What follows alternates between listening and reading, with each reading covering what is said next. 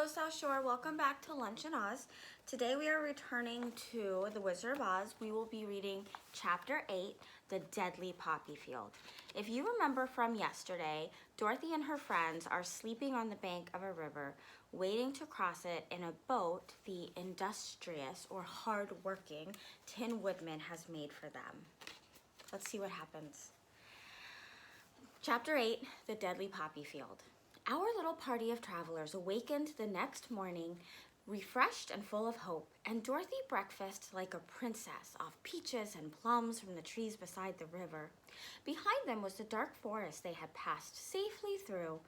They had suffered many discouragements, but before them was a lovely sunny country that seemed to beckon them onto the Emerald City.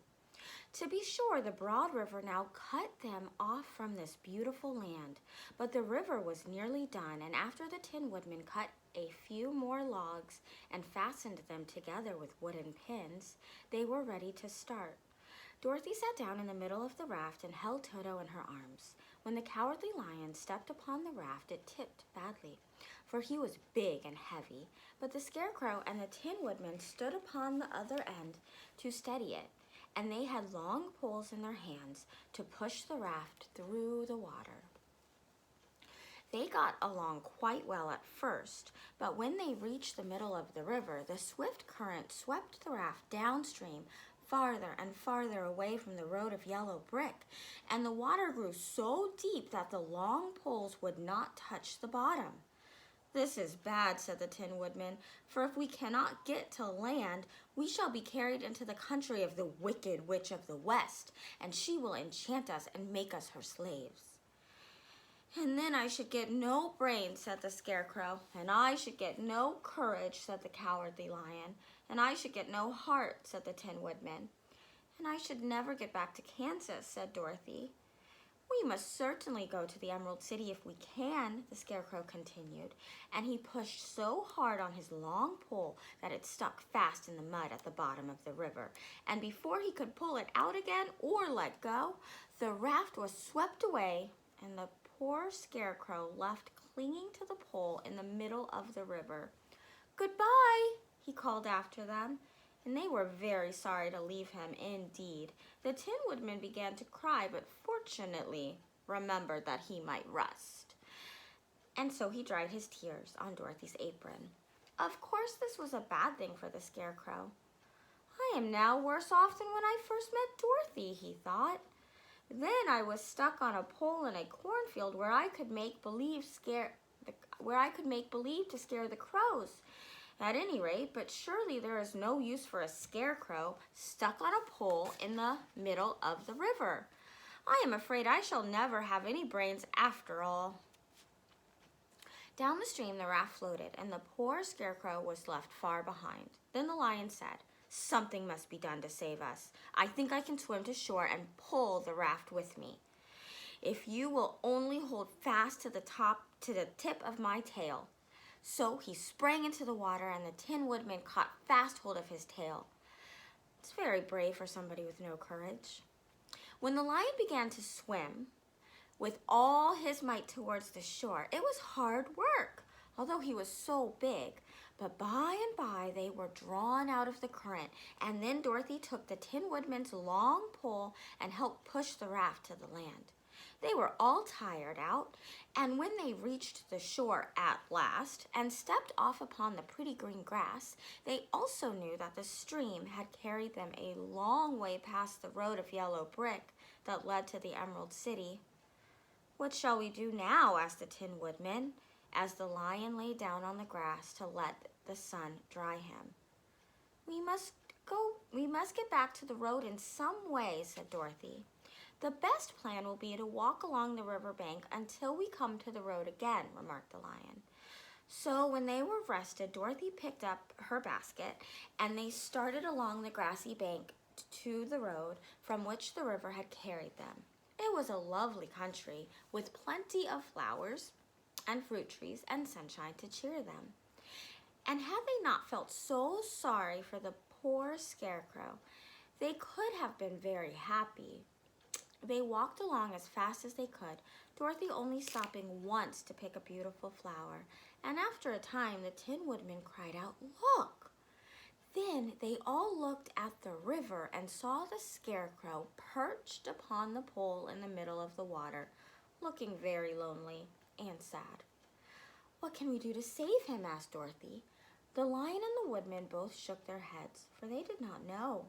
So they sat down upon the bank and gazed wistfully at the Scarecrow. Wistfully means longingly, or like something you really want. You might look at something you really want wistfully.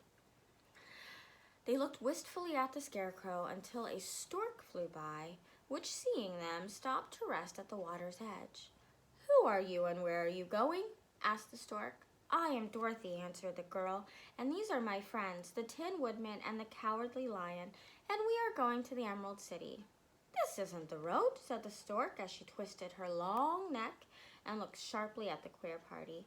"I know it," returned Dorothy, "but we have lost the Scarecrow and are wondering how we shall get him again." "Where is he?" asked the stork. "Over there in the river," answered the girl. "If he wasn't so big and heavy, I would get him for you," remarked the stork. "He isn't heavy a bit," said Dorothy eagerly, "for he is stuffed with straw, and if you will bring him back to us, we shall thank you ever and ever so much." "Well, I'll try," said the stork, "but if I find he is too heavy to carry, I shall have to drop him in the river again." So the big bird flew into the air and over the water till she came to where the Scarecrow was perched upon his pole.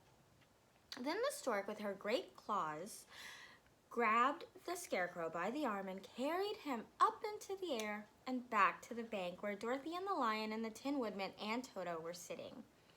When the Scarecrow found himself among his friends again, he was so happy that he hugged them all, even the Lion and Toto, and as they walked along, he sang "Toldy-reedy-do." At every step, he felt so gay. In this instance, gay means happy.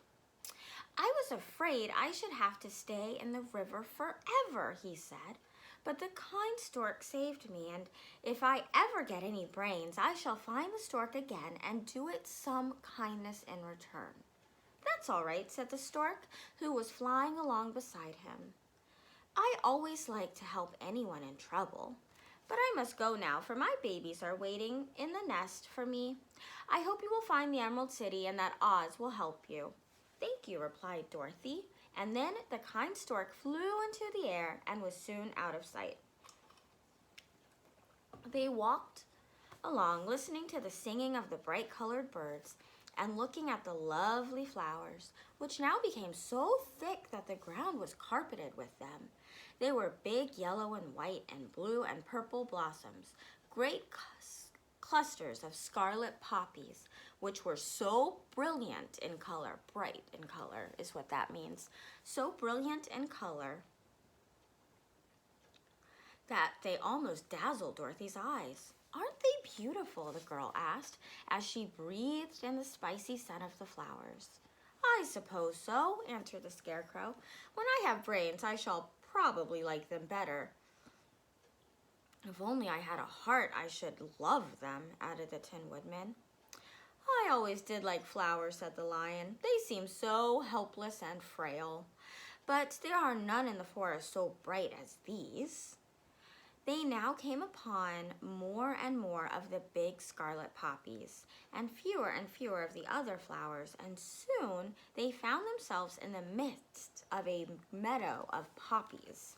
Now, it is well known that when there are so many of these flowers together, their smell is so powerful that anyone who breathes it falls asleep.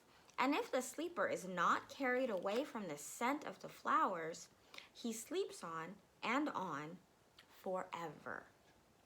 But Dorothy did not know this, nor could she get away from the bright red flowers that were everywhere about. So presently her eyes grew heavy and she felt she must sit down and rest to sleep. But the Tin Woodman would not let her do this. "We must hurry and get back to the road of yellow brick before dark," he said. And the Scarecrow agreed with him, so they kept walking until Dorothy could stand no longer. Her eyes closed in spite of herself, and she forgot where she was and fell among the poppies, fast asleep. "What shall we do?" asked the Tin Woodman. "If we leave her here, she will die," said the Lion. "The smell of the flowers is killing us all. I myself can scarcely keep my eyes open, and the dog is asleep already." It was true, Toto had fallen down beside his little mistress, but the Scarecrow and the Tin Woodman, not being made of flesh, were not troubled by the scent of the flowers. "Run fast," said the Scarecrow to the Lion, "and get out of this deadly flower bed as fast as you can. We will bring the little girl with us.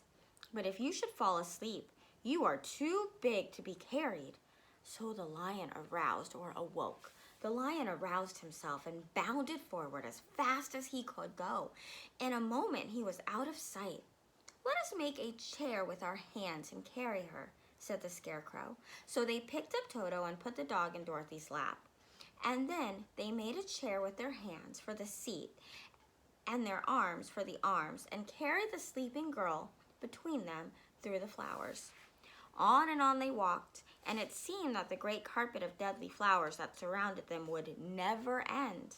They followed the bend of the river and at last came upon their friend the Lion, lying fast asleep among the poppies. The flowers had been too strong for the huge beast, and he had given up at last and fallen only a short distance from the end of the poppy bed, where the sweet grass spread in beautiful green fields before them. "We can do nothing for him," said the Tin Woodman sadly, "for he is much too heavy to lift. We must leave him here to sleep on forever, and perhaps he will dream that he has found the courage at last." "I'm sorry," said the Scarecrow. "The Lion was a very good friend, a very good comrade for one so cowardly. But let us go on." They carried the sleeping girl to a pretty spot beside the river, far enough from the poppy field to prevent their breathing any more of the poison of the flowers. And here they laid her gently on the soft grass and waited for the fresh breeze to awaken her. Poor cowardly Lion! Join me tomorrow for Chapter 9, The Queen of the Field Mice, to see if there's anything that can be done for the cowardly lion. Thank you, third graders. Have a great rest of your Tuesday, and I'll see you tomorrow.